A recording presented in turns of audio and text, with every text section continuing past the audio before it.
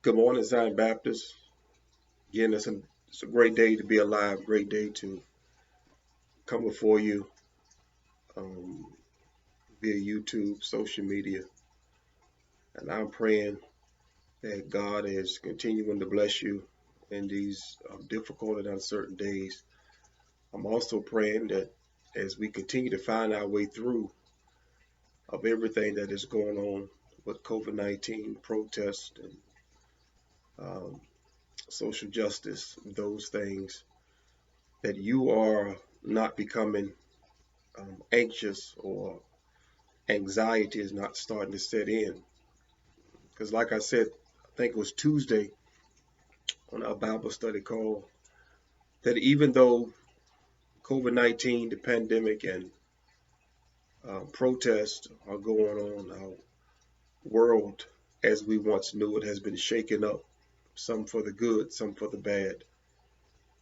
But through all of that, we still have to deal with the things that life is throwing at us, also, things that we were going through before COVID 19, the things that we were going through and having to deal with um, during the protests and the riots. So I'm praying for you that you are adjusting well, that you are taking it straight on, and most importantly, the things you can't handle, I pray that you're giving it to God. And with that being said, I got a word that I want to share this morning that I pray will bless your soul, bless you. Um, Coming out of Luke chapter 17, some may consider this very famous text. Luke chapter 17, beginning at verse number 11 of the text. And I want to walk and work my way through this text as God has shown me some things this time in this text that I have not seen, that I hadn't seen prior. So I'm praying the Lord will speak to you as He's spoken to me. Luke chapter 17, beginning at verse number 11. And again, I'm reading today from the NIV. You may follow along the version of your choice. Now, on his way to Jerusalem, Jesus traveled along the border between Samaria and Galilee. And as he was going into a village, 10 men who had leprosy met him. They stood at a distance and called out in a loud voice, "Jesus, Master, have pity on us." When he saw them, he said, "Go show yourselves to the priest." As they went, they were cleansed. One of them, when he saw he was healed, came back praising God in a loud voice. He threw himself at Jesus' feet and thanked him, and he was a Samaritan. And Jesus asked, "Were not all 10 cleansed? Where are the other 9? Has no one returned to give praise to God except this foreigner?" I want to walk through this text, these few verses, and I want to tag it. Make sure you tell God thank you. Make sure you tell God thank you. I'm not the only one. Um, I'm from that generation. I'm starting to realize that even though I'm still young, uh, mentally I feel well, physically I feel well. 43 years old, still young, but I also understand I am not a part of this generation that's coming. I think it's fair for me to say that my age bracket and older, it didn't matter how much money you had, it didn't matter what kind of house you lived in, it didn't matter who your mother and your father were, what your zip code was. One thing that was taught in the house, and that was manners. We were taught that you said yes, ma'am, no, ma'am. We were taught to respect authority. We were taught please, yes, no. And more importantly, we were taught to say thank you. That when someone gave you something, we had to understand that it was an act of kindness. And because that person had given us a gift, it was our responsibility. We were taught to say thank you. And as I've gotten older, I'm starting to see that not only were those things taught in the house, but good manners is something that I've tried to carry with me throughout life, even to this day. I try to say please, thank you, yes, ma'am, no, ma'am. Even to uh, male or female that may be younger than me, I still address them as yes, sir, no, sir, yes, ma'am, no, ma'am. And I think it's important because as we learn those values in life at an early age, I think it's respected, it's expected of us to have the same common courtesy with God, that we don't get so caught up in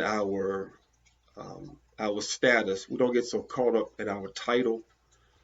We're not so caught up in our position, prestige, that when God blesses us, even with the small things in life, I believe we ought to tell him thank you.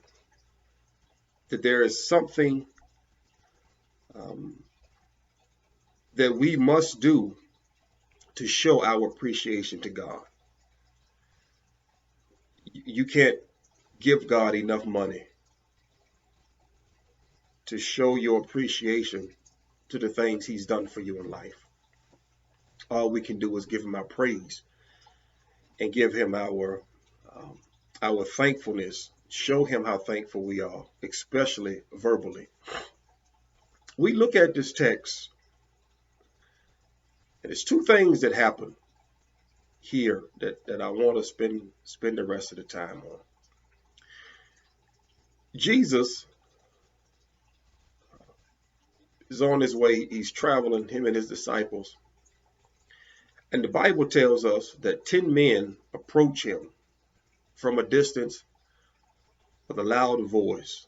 Master, have pity on us. Your Bible may read, have mercy on us. This tone, this language that these 10 lepers are using is the way in which they are asking Jesus for help. Jesus, knowing all things, knows the condition that the lepers are in. He understands that these lepers are not allowed to be around our family, they're not allowed to be around society because they have been deemed unclean. Back then, if you had leprosy, it was a visible skin disease, infection on the skin outside that you could see. Everybody knew that you had leprosy. The way they treated the people with leprosy is that they put them outside the city so they would not affect other people. Amongst this 10, one of them is a Samaritan. Now you may ask, Pastor, what's the big deal? Why does Luke stress, and then Jesus himself stresses toward the end of the text, what difference does it make that one of them is a Samaritan? We don't have the geographical background um, of the other 9, but Luke makes sure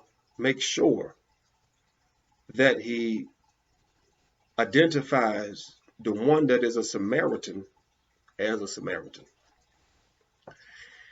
At this particular day and age, at this time of this text, Jews and Samaritans did not get along. Jesus was a Jew. One of the 10 lepers was a Samaritan. The Samaritans did not like Jews, and the Jews did not like Samaritans.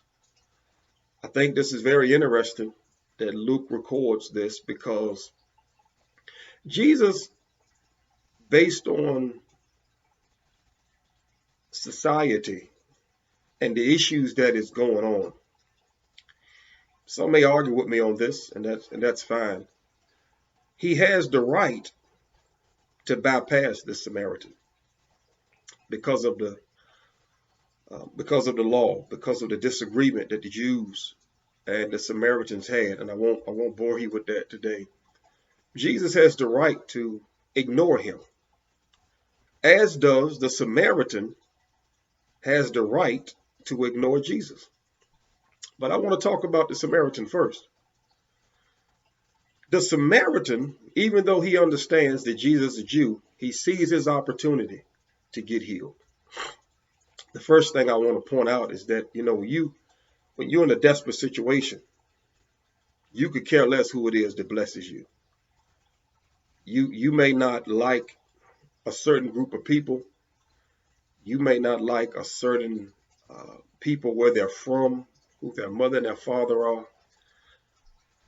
But if you get in need of something bad enough, you will ignore who they are if they have what you need. This Samaritan, I'm quite sure that he has ignored every Jew that has come his way. But he understands that Jesus has something for him that nobody else has, and that's healing power. The Samaritan looks past the fact that Jesus is a Jew, and he's, along with the other 9, says, "Son of David, have mercy on us." The other interesting thing is how Jesus responds to the Samaritan. He has every right to bypass him. But what Jesus does is he shows, not just talks about. Jesus shows right here in this text that he is an equal opportunity employer, that he does not care where you're from. He does not care who your mother and your father are. He does not care what your geographical background is. He loves everybody. It's his responsibility to accept us as we are, and to have mercy on those he chooses to have mercy on. Jesus sees this as an opportunity, not only then, but also to show us in this society, as we deal with systematic injustice, systematic racism, all of the issues that are going on. Jesus proves to us that even though society says, or even though your grandparents said, or your grandmother, or your father, your relative said, you are not to associate with certain people, Jesus says we should love everybody. He blesses the Samaritan. Prime example. But not only that, the Bible tells us, as we get to the end of this text, Luke makes sure that he stresses the fact that the Samaritan is the only one that comes back to say thank you.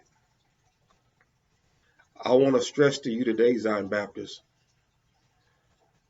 that don't let someone who does not have a relationship with God tell God thank you, while we, on the other hand, do have a relationship with him and sometimes hesitate or resist to thank God with a loud voice. Don't let somebody who doesn't have a relationship show you up when it comes to praise and worship. If you love God like you say you love him, you ought to show some signs. If God has been good to you, you ought not just tell yourself how good God has been, but you ought to tell somebody else how good God has been. That's the emphasis I want to point out today about this Samaritan. Jesus has the right not to heal him, but he does. The Samaritan has the right to say, I don't have nothing to do with Jews. He can keep on going. But Jesus has something that he needs. And last but not least, the one who has been taught not to communicate with a Jew is the only one out of 10 that makes sure that he goes back to tell the Jew thank you. So many racial divides, so many, the word I'm looking for, but so many issues are impacted right here in this text. They break every law to make sure that they reveal to us how important it is to love one another. God bless you. May heaven continue to smile upon you. See you soon.